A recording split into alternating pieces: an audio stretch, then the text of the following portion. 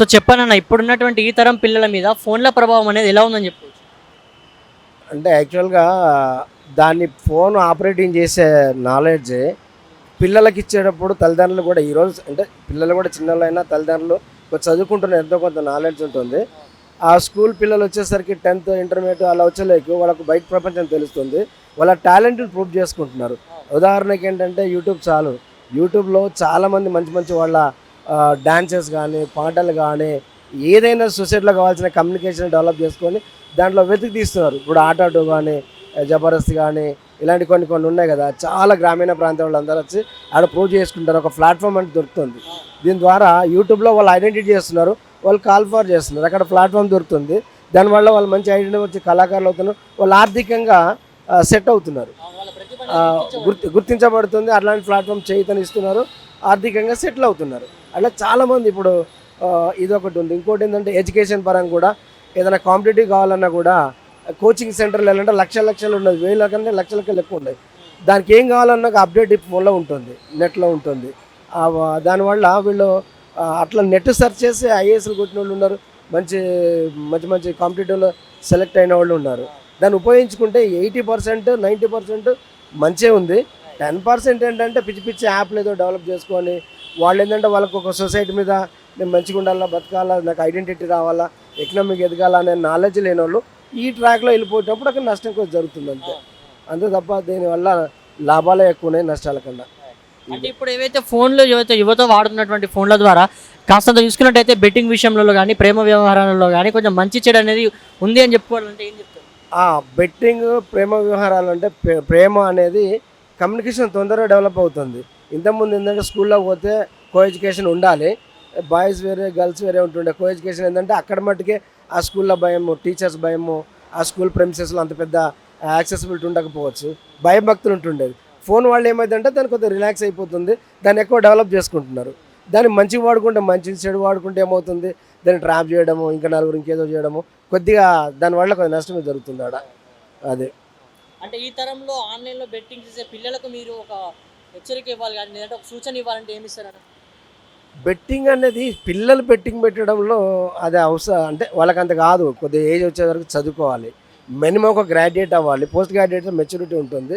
తర్వాత ఏమైనా కూడా చదువు అనేది జాబ్ కోసమే కాకపోయినా సొసైటీలో ఎగ్జిస్ట్ అవ్వాలంటే ఖచ్చితంగా మంచి ఒక వెల్ ఎడ్యుకేటెడ్ అయితే రేపు సొసైటీలో ఏం అవసరం ఉందో ఆయన దాన్ని సెర్చ్ చేసుకోవచ్చు, నష్టాన్ని తీసుకోకపోవచ్చు, లాభాన్ని ఎక్కువ సెర్చ్ చేసుకొని మంచి బాగుపడవచ్చు.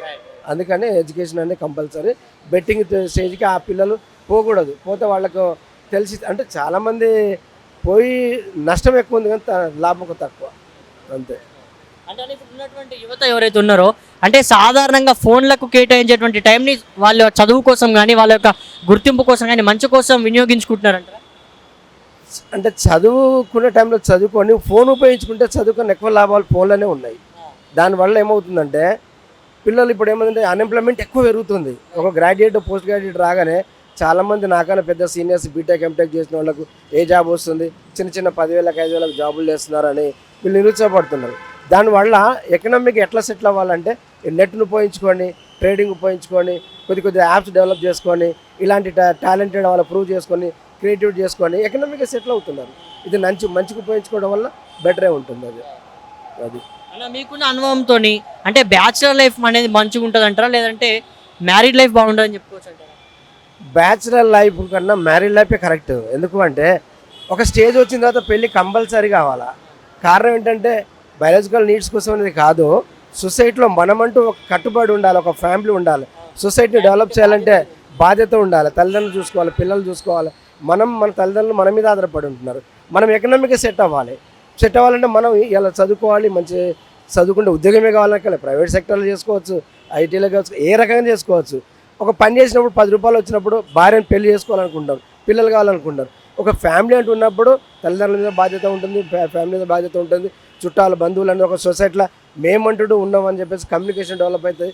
మన బంధువులు అనే వాళ్ళు మన ఇంట్లో చిన్న పిల్లలు ఆడపిల్ల ఎదిగితే ఆడపిల్ల ఫంక్షన్ ఉంటాయి, మగపిల్ల ఎదిగితే ఫంక్షన్స్ ఉంటాయి. దీనివల్ల అందరూ కలిసి ఉండే మంచి కుటుంబ సమూహం పెరుగుతూ ఉంటుంది.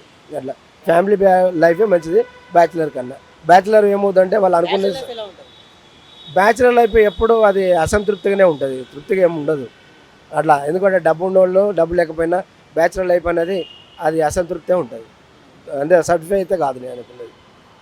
అంటే ఈ రోజు కాలంలో ఉన్నటువంటి ప్రేమ మీద మీ అభిప్రాయం అంటే ఏం చెప్తారన్నా? నేటి తరంలో ప్రేమ ఏ తరమైన ఈ తరమైన ఎప్పుడన్నా ప్రేమ అనేది స్వచ్ఛమైనది ఉండట్లేదు, పొల్యూట్ అవుతున్నది. ఎందుకు పొల్యూట్ అవుతుందంటే వాళ్ళ ఎకనామిక్ స్టేటస్, వాళ్ళ వీక్నెస్, వాళ్ళు తిరుగుతున్న వాళ్ళ ఆలోచన బట్టి, వాళ్ళ బయాలజికల్ నీడ్ని బట్టి వాళ్ళు డైవర్ట్ అవుతున్నారు, అంతే. తొందరగా అవుతుంది. వాళ్ళ ఫ్యామిలీ వాళ్ళు కొద్దిగా ఎంత కట్టడి పెట్టినా పిల్లలు చదువుకొని ఇక్కడ దూరంగా పంపిస్తున్నారు. ఇప్పుడు ఎక్కడో పల్లెటూరు నుంచి వస్తున్నారు, అక్కడ అత్త మామ పెద్ద ఫ్యామిలీ ఉంటారు, వాళ్ళ భయం ఉంటుంది. సిటీకి చదువుకోనికి వస్తారు, ఇక్కడ ఎవరు ఉండరు, వీళ్ళ ఫ్రెండ్స్ ఉంటారు. ఆ ఫ్రెండ్స్లో 2-3 ఇట్లాంటి అలవాట్లు ఉన్నారు, అందరు అలవాట్లు అక్కడ తెలిసిపోతుంది. వీళ్ళు దేనికి ఈజీ మనీ కోసమో, ఈజీ వాళ్ళ లగ్జరీ కోసమో, ఈజీ వాళ్ళ సపోర్ట్ కోసమో, వాళ్ళ అవసరం కోసం, నీడ్ ఆఫ్ ద సంథింగ్ అనుకున్నప్పుడు వాళ్ళు డైవర్ట్ అవుతున్నారు. దానివల్ల ప్రేమ అవుతుంది, పొల్యూట్ అవుతుంది. ఇక దానివల్ల వాళ్ళ మనస్పర్ధలు వచ్చేసి నువ్వు ఇట్లా నేను అట్లా అని చేసి దానివల్ల డైవర్ట్ అవుతున్నారు. పైకి వెళ్ళి వాళ్ళు అయితే ఏమైతే అని ఇంకోటి చేద్దామనే కాడికి వస్తుంది. అట్లా అంటే వాళ్ళ యొక్క నిజమైన ప్రేమ అంటే ఎలా ఉంటుందని చెప్పొచ్చు అన్న? నిజమైన ట్రూ లవ్ అంటే నిజంగా వాళ్ళకు కూడా కొంత ఏజీ రావాలి, ఫ్యామిలీని అర్థం చేసుకో. ఫస్ట్ వాళ్ళకు ఫ్యామిలీ ఉండాలి, వీళ్ళకు ఫ్యామిలీ ఉండాలి. ఈ ఫ్యామిలీలో కొన్ని కట్టుబాట్లు ఉంటాయి. తర్వాత కట్టుబాట్లు ఉన్నాక కూడా ప్రేమించి పెళ్లి చేసుకోవాలనుకుంటే ఓకే డన్. మీ కులాలు ఆర్థిక స్థితిగతులు అవి ముందు చూస్తారు. ఏ కులమే సేమ్ కులమైనా కూడా ఎకనామిక్ కుల వ్యవహారం అయితే ఇప్పుడు ఈ రోజు ఒక వ్యక్తి ప్రేమించి పెళ్లి చేసుకోవాలంటే కుల మతాలు అడ్డొస్తున్నటువంటి పరిస్థితి ఉంది. అయితే కొద్దిగా సొసైటీ ఎదుగుతుంది, చదువుకుంటున్నారు కనుక ఎకనామిక్గా ఫస్ట్ స్టాండర్డ్ అవ్వట్లేదు. ఎకనామిక్గా స్టాండర్డ్ లేకపోవడం వల్ల ప్రేమ వివాహాలు అంటే విఫలమవుతున్నాయి. మంచిగా వెల్ సెటిల్ అయినా కూడా పెళ్లి చేసుకోవాలనుకుంటే మళ్ళీ కులాలు అడ్డు వస్తున్నాయి. అక్కడ ఏమవుతుంది, వాళ్ళ స్టేటస్ చూస్తూ ఉన్నారు. అక్కడ ఏమవుతుంటే వీళ్ళు ఒకరికొకరు ప్రేమించుకొని మేజర్ అయినా పెళ్లి చేసుకున్నా కూడా హత్యలకు దారి తీస్తూ ఉన్నారు. వాళ్ళ యొక్క అంటే పరువు హత్యల కింద మార్గం అవుతుంది అది. అట్లా ఎందుకంటే అది జరిగేది అదంతా. కానీ దాన్ని రూపుమార్పాలంటే ఫస్ట్ ఏంటంటే వాళ్ళు ప్రేమించుకునేటప్పుడు వాళ్ళకి ఏజ్ కావాలి, వాళ్ళ ఫ్యామిలీని వాళ్ళు అర్థం చేసుకోవాలి, వాళ్ళ ఎకనామిక్ స్టాండర్డ్ వాళ్ళు నిలబడాలి. ఆ తర్వాత వాళ్ళ అవుతుందా కాదా ముందు ఆలోచించుకోవాలి. అన్ఎక్స్పెక్టెడ్ ఆకర్షణకు వచ్చినప్పుడు సమ్ ఏజ్లో కొద్దిగా ఆకర్షణలు వస్తారు, దాన్ని అదే పట్టుకుంటారు. కొంతకాలం తర్వాత దాన్నే డిస్టర్బ్ అవుతుంది తప్ప కొద్దిగా ఏజ్ వచ్చిన తర్వాత ప్రేమ అనే ఆలోచన వస్తే ఇవన్నీ కొద్దిగా ఫుల్ఫిల్ తెలుసుకోవాలి.